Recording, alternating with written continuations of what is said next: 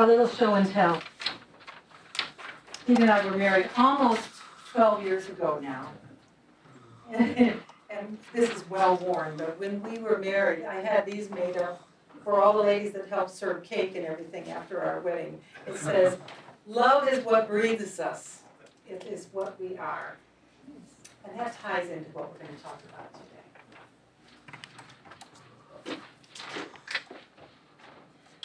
I'd like you to just take a slow, deep breath in and let it out. Another in and let it out. And just sit quietly with love. Letting all your fears and worries and to-do lists bubble up to the surface of your consciousness. There, in the light of love's presence, the bubbles pop and disappear. And come home to the present moment, where you can enjoy peace in the presence of love. Okay, thank you. I want to talk with you today about God. Interesting, isn't it? We don't talk a lot about God. At least in the circles that I travel, when we're visiting with folks, having lunch or whatever, we rarely talk about God. And I think one of the reasons is we all have so many different views and notions of what God is, or who God is, what that means, and nobody wants to offend anybody else. So I wanted to address this tonight and share with you an epiphany I had recently. Just something that was interesting to me, and if it resonates for you, I think that's wonderful. If it doesn't, just blow it away and let it settle into dust. Mm-hmm. So Pete talked about the burning bush and the I am who I am passage in Exodus in the Bible. That's puzzled me for a long time. So when I was thinking about it earlier this week, I looked it up on the internet because I never quite knew what that meant. What is the meaning of I am who I am, is what I Googled. And this is one of the answers I got. God appeared to Moses in the burning bush and told him to go to Egypt to lead the Israelites out of slavery. In response, Moses said to God, "Suppose I go to the Israelites and say to them, 'The God of your fathers has sent me to you.' And they ask me, 'What is his name?'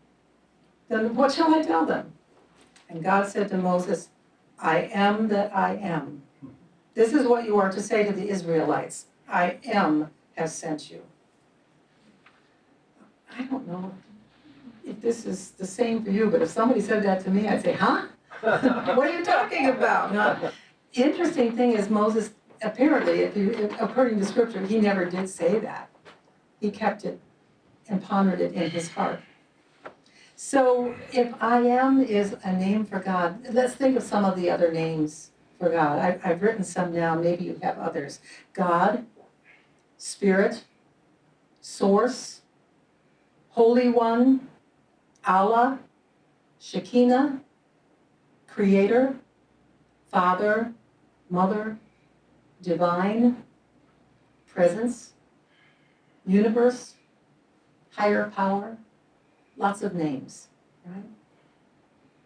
Well, 9 out of every 10 Americans, according to a recent research study by the Pew Research Center, 9 out of 10 Americans believe in a higher power. But only a slightly more than average percentage, a very slim margin, believe in God as described in the Bible. Only about 56%.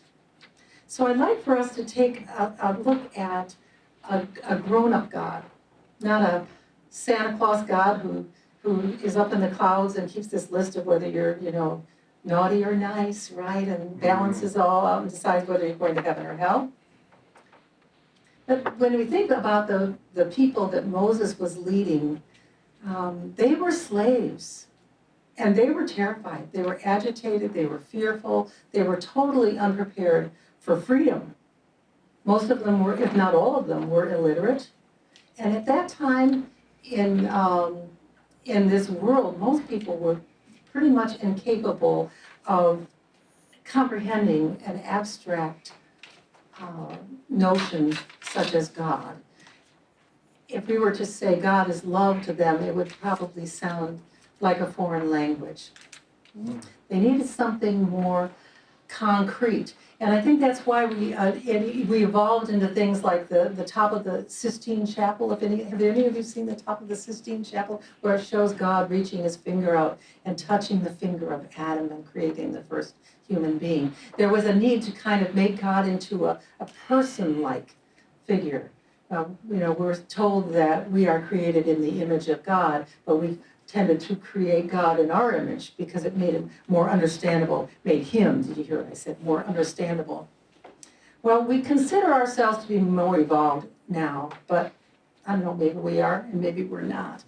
Because I think the words in our language, in any language, are inadequate to describe what God is. And maybe we are incapable of understanding it ourselves. That's why in the song, God is love, sometimes maybe it's more than we can understand. But I wanted to share with you a little bit of my own spiritual journey and how I came to understand a new concept of God, new to me, I should say. When I was a little girl, I was raised in the Congregational Church in South Haven, and a missionary came to our church. She was working at the Hull House in Chicago, and I thought she was wonderful. She was so inspiring, and I thought, that's what I want to do. I want to help people. I want to be a holy person.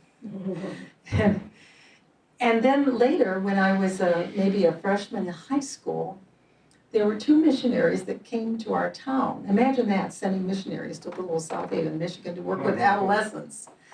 And I realize now they were quite evangelical in their bent, and they talked to us about being born-again Christians and accepting Jesus Christ as our personal Lord and Savior and all of that, and Bible study on a regular basis, and boy, we were all really into that. But when I went to college, I started questioning some of the things I'd been taught. For example, these missionaries that we were studying with had said that dancing was not a good idea because dancing might make you think about sex, right? And also, there was this thing about sex is this beautiful gift God has given a man and woman in a marriage. But boy, if you do it before you're married, you're going to go to hell, right? Because it's a sinful act. And I thought, this doesn't make a lot of sense to me. And so I started asking a lot of other questions of myself. And in time, I decided I had been brainwashed. I thought, this is all bull. I don't believe it anymore.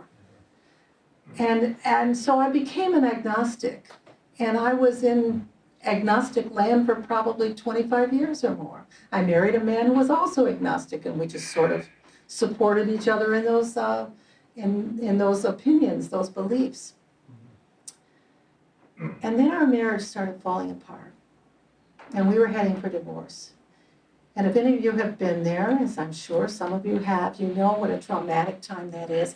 And I remember at one point thinking, oh God, help me, I don't know what to do. And then another part of me said, what are you praying to? There's nobody there. But there was this part of me that wanted to reach out to something greater than myself. And I didn't understand at the time that came from a well really deep inside of me that I wasn't even aware of at that point in my life. So I did get divorced. And then something miraculous happened. Now, I don't believe in coincidences. I think people come into our lives at exactly the right time. They're either there to teach us something or we're there to teach them something. And I met people who talked about, they'd say things like, the universe provides, or trust the process. All of them were meditators. And I thought, boy, I really like this people. Maybe there's something there. And so I began a meditation practice. And everything started changing in my life. My beliefs started changing. I remembered that in the Bible, that I hadn't done all that Bible study with, one of the phrases that struck me the most was from Paul. And it was, God is love. God is love. And I thought, well, I don't believe in God as this person up there in the sky, but I sure believe in love. And I believe in the love in you, and I believe in the love in me. And I think there's actually something even that expands beyond you and me that encompasses this kind of love. And so at that point, I started a new spiritual journey. God is love. I'd like to read something to you from Beth Neal, who is a minister in Portland, Oregon. She says, "We can ponder and study God all that we want and make God an idea or a statue. There are days for me when saying God is a person is like saying Jane Fonda is a person. I see her in pictures in magazines, or I see her on TV or in movies, but I don't know her because I've had no interaction with her." Okay, now if you could sit down and have an hour chat with Jane Fonda over a cup of coffee or a cup of tea or something like that, would your whole idea of her be different after that? Of course. Is there anybody here who's been in a tornado or in a hurricane or has been shipwrecked or divorced or had a near-death experience? Okay, after things like those real life encounters, nothing is ever the same again. Your life is changed, right? And so a real life encounter and interaction with God, by whatever name you want to call God, changes everything. So how does that happen? Well, this is one of the Coptic beliefs. The key way that happens, of course, is through meditation.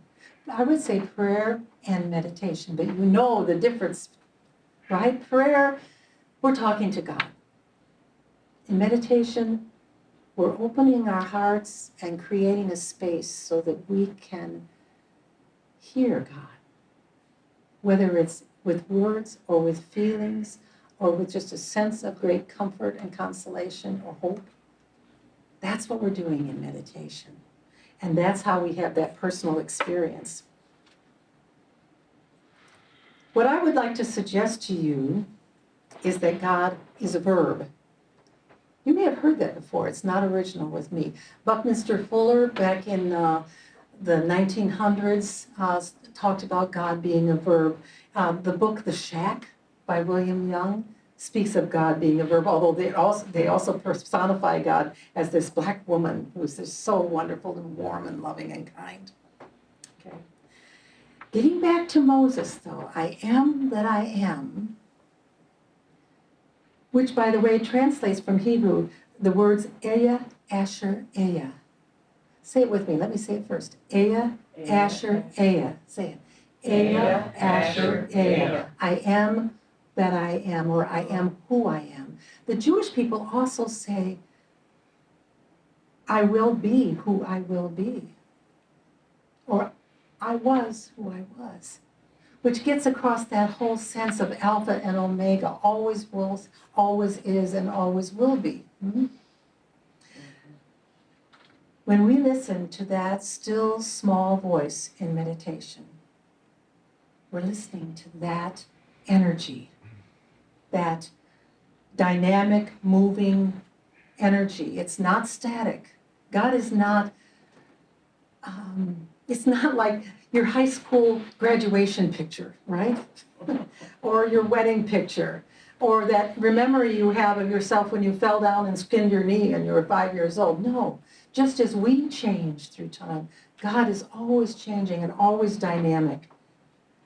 And so having that personal experience, that personal connection through meditation and intuition is what makes it real and what makes it part of us.